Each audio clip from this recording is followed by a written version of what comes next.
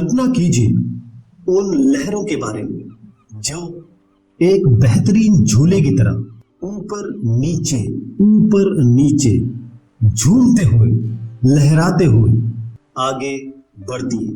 यही एक उदाहरण है साइनोसॉइडल वेवफॉर्म या तरंगों का। यह खास इसलिए है क्योंकि ये बार बार अपने आप को दोहराती है, हर समय, हर वक्त, जैसे कि एक घड़ी की टिक टिक टिक टिक। वैज्ञानिक इसका उपयोग या इस्तेमाल करते हैं, उदाहरण लेते हैं, ताकि साउंड आवाज, लाइट रोशनी, इलेक्ट्रिसिटी यानी कि बिजली को डिस्क्राइब किया जा सके। सॉफ्टवेयर डिफाइंड रेडियो के संदर्भ में ये तरंगे या वेवफॉर्म इस बात का वर्णन करती है कि वो संकेत या वो सिग्नल जो इंफॉर्मेशन को, जानकारी को कैरी करते हैं, ढोते हैं, जैसे कि ऑडियो, वीडियो, डेटा। कैसे?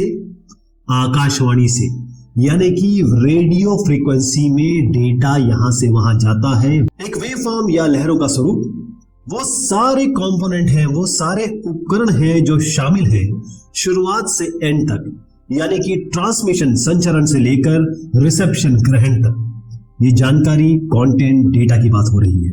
वेवफॉर्म्स बहुत जरूरी है, बहुत क्रिटिकल है रेडियो में और बाकी उपकरणों में, क्योंकि ये परिभाषित करते हैं, डिफाइन करते हैं कि कैसे जानकारी या इंफॉर्मेशन को एनकोड किया गया है, कैसे उनको भेजा गया है, उनका संचार किया गया है और कैसे उन्हें डिकोड किया गया है सॉफ्टवेयर को यूज करके।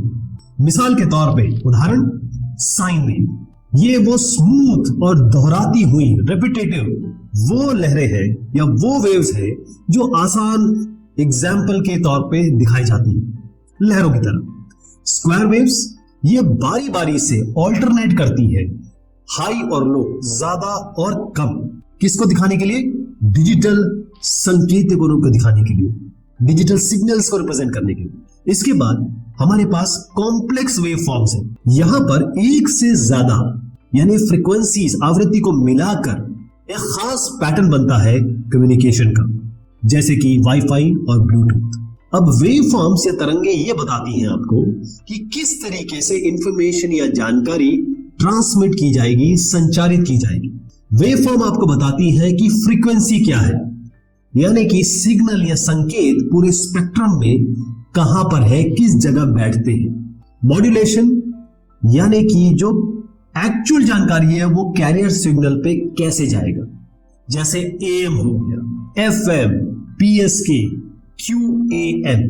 फिर वेवफॉर्म्स बताती हैं बैंडविड्थ, यानी कि स्पेक्ट्रम में कितनी जगह संकेत या सिग्नल लेंगे, कितनी जगह, उसे बैंडविड्थ कहते हैं। SDR में आप केवल सॉफ्टवेयर का इस्तेमाल करके वेवफॉर्म्स को चेंज कर सकते हैं, डिजाइन कर सकते हैं, तब्दील कर सकते हैं। यही लचीलापन ये आपको अनुमति देता है, ये अलाउ करता है कि अलग अलग तरीके के कम्युनिकेशन स्टैंडर्ड हम उनका हिमायत कर सके या उनका समर्थन कर सके, जैसे LTE, GPS और एमेचर रेडियो। तो वेवफॉर्म्स के क्या क्या कंपोनेंट्स होते हैं, क्या क्या पार्ट्स होते हैं, जिसे हम पुर्जा कह सकते हैं। पुर्जे पहला इसमें आता है बेस बैंड सिग्नल। अब जो कच्चा या कुदरती डेटा है, जैसे मैं अभी बोल रहा हूं, ये अभी रॉ है, लेकिन आपके पास पहुंचेगा तो ये सिग्नल बनेगा। मॉड्यूलेटेड सिग्नल, यानी कि क्योंकि एक्चुअल डेटा भेजने में काफी सारी तकलीफें हैं, इसलिए इसे कैरियर फ्रीक्वेंसी में भेजा जाता है। इसी को बेस बैंड को कैरियर फ्रीक्वेंसी में भेजना मॉड्यूलेटेड सिग्नल। और फाइनली आता है डिजिटल रिप्रेजेंटेशन, यानी कि जो वेवफॉर्म्स है, तरंगे हैं, उनको सैंपल किया जाता है, उनके पार्ट लिए जाते हैं, उनकी प्रोसेसिंग होती है, उन्हें संसाधित किया जाता है डिजिटल डेटा बनाने में। अब मैं आपको इसको उदाहरण के तौर पर समझाता हूं वेवफॉर्म को। अब कल्पना कीजिए कि आप कुछ बोल रहे हैं, कुछ गा रहे हैं, यानी कि आप अपने आवाज को पैगाम की तरह, वॉइस को मैसेज की तरह रेडियो पे भेज रहे हैं। तो माइक्रोफोन क्या करता है? ये आपकी आवाज को तब्दील करेगा बेस बैंड सिग्नल में।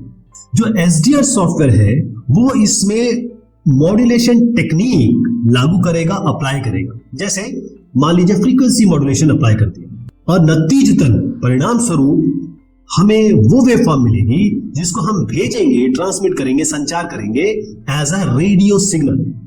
रिसीवर पे क्या हो रहा है, एसडीआर सॉफ्टवेयर इसी को डीमॉड्यूलेट करेगा, क्योंकि मॉड्यूलेशन इसका किया गया था, और उसके बाद आपकी जो ओरिजिनल आवाज है वो वापस मिल जाएगी। तो एसडीआर के फायदे क्या हैं, बेनिफिट्स क्या हैं, एडवांटेजेस क्या हैं? पहली चीज है रिकॉन्फिगरेबिलिटी, एफिशिएंसी, क्षमता, इनोवेशन, नयापन। तो वेव फॉर्म एक पैटर्न है, एक तरीका है, कंपोनेंट है।